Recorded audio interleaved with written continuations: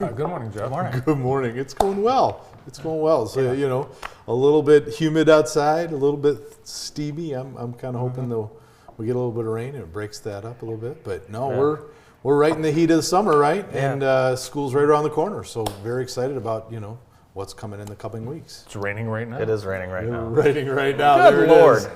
There it is. So I'm going to hang out with you guys for a little bit, fine. and we're going to have some fun. You know, speaking of hanging out, you're one of the superintendents that hangs out long-term around here, and we like that. That's great. You know, It's we good were for just the district, right? We were actually just talking about that you know, that consistency at the superintendency is one of those pieces that really makes a stable district. And the life expectancy of a superintendency is about 3 years on average across the state. Wow. And if you kind of look around Jackson County, there's a handful of us. You know, myself, Mike Smida, Jeff Bontrager, Jim Graham, of course, Kevin Oxley, that have been here in one position for the whole duration. But in my tenure, I've worked with, you know, 2 to 3 superintendents from just about every other district around, and so the average kind of works out. And so without a doubt, you see that for a lot of reasons. But no, it's I wish Tracy well. Obviously, known him for a long time. And all my peers around the county as we continue to do the work and get ready for you know, the 24-25 school year. Yeah. We got a couple things coming up. I don't know if I shared this with you, but we've got you know, we do a huge kindergarten kickoff camp to help welcome those kindergartners. You got a student coming in August 12th through the 15th. There, it's on the screen. So it's a great way for kindergartners to kind of get, you know, organized with how to come to school. What does it look like? Go meet their teacher. What does it look like to get into the classroom? Helps parents. That way, that first day, you know, the tears and the crying and what am I doing? It kind of sets that aside. It really Equally helps. important for the parents, Jeff. Equally important for the parents, as somebody who's put several of them through. Yeah. We do the same thing for middle school. There's a step forward there. This is August 12th through the 14th, and that's 7:30 to 11:30. It really, again, for a lot of those elementary students coming up to Parkside, this gives them an opportunity to kind of kick into gear too. So some really, you know, neat things. And then first day of school coming real quick while I got that going in my head.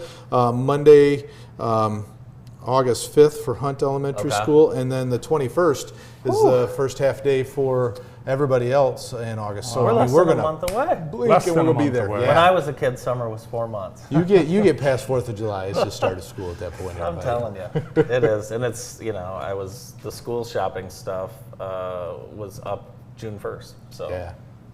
you guys got a millage, and very important. Let's talk a little bit about what this means. All right, so we have a millage, and it's not the millage that everybody kind of, you know, when you say millage, everybody goes, oh no. Right, new money, but no. And so, well, it's not even just new money. This millage, generally speaking, doesn't impact any homeowner, okay? It impacts businesses and second homes.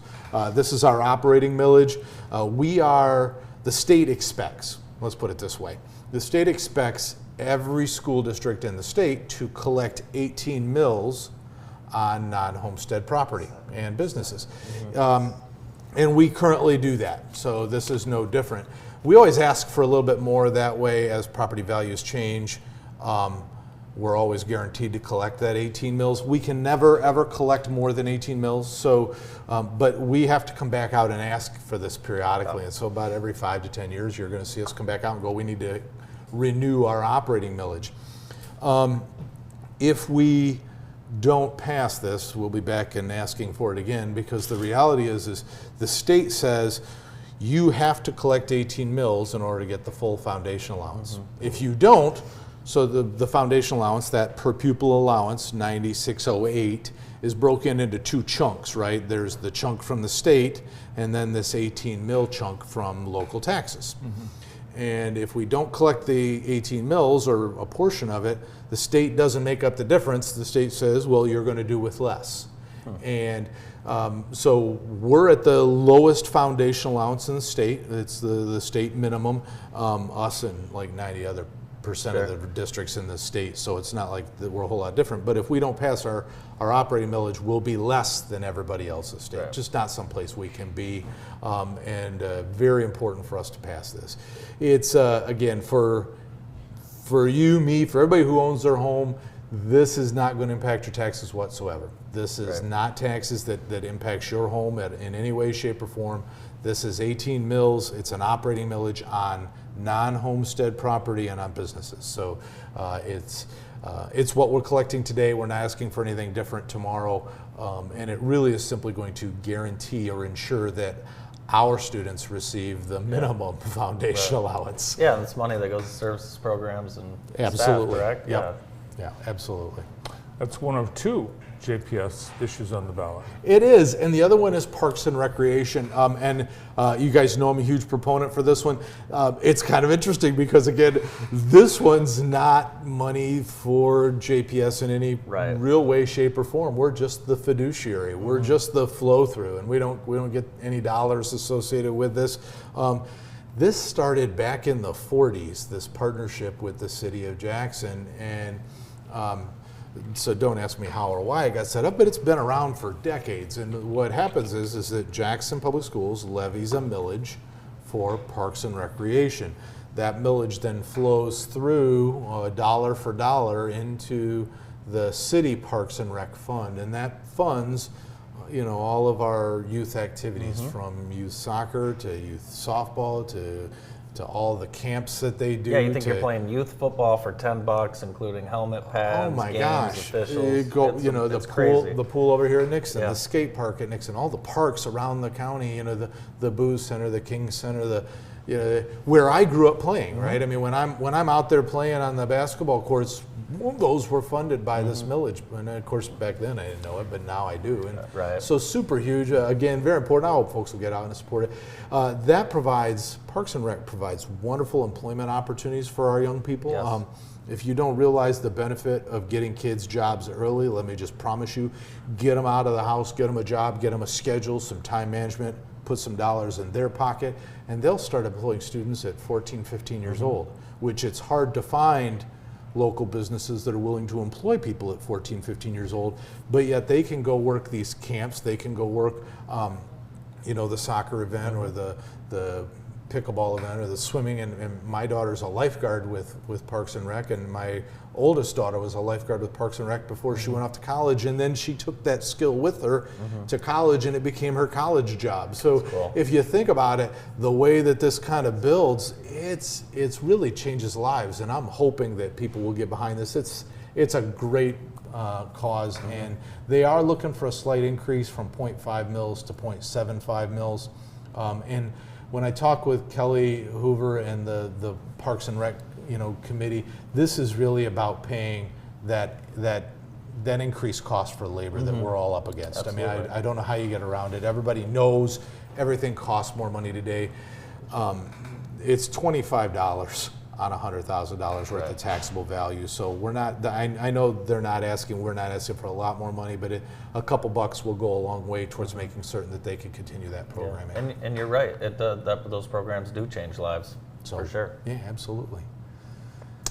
The summer is rapidly coming to a close. You've got all of these programs and camps and prep sessions for students, but are you welcoming any new students?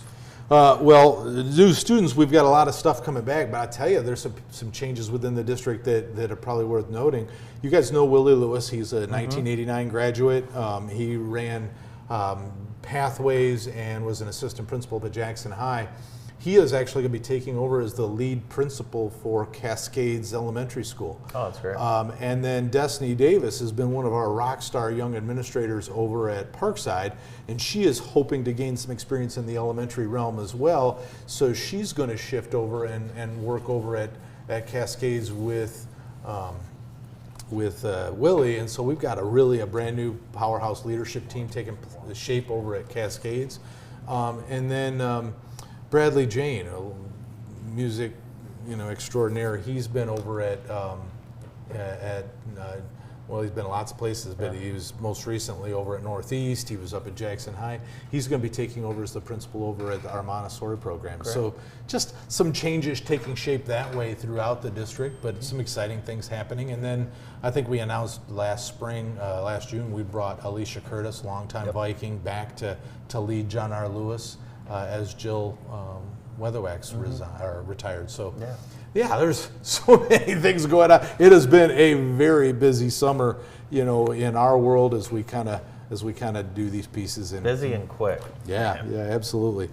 There's some open houses coming, and I hope folks will come into the open houses. It's always a good way to you know, make sure your transportation's set up, make sure you get an opportunity to get your paperwork in, make certain that your student knows what their classes, what their schedules are. If you're going to Jackson High or Parkside, get your kid out, walk the building. Yeah. Here's where your first hour's at, here's where your second hour's at. It's not that hard, especially at Parkside, where you're really, everybody thinks, oh my gosh, it's so big. Yeah.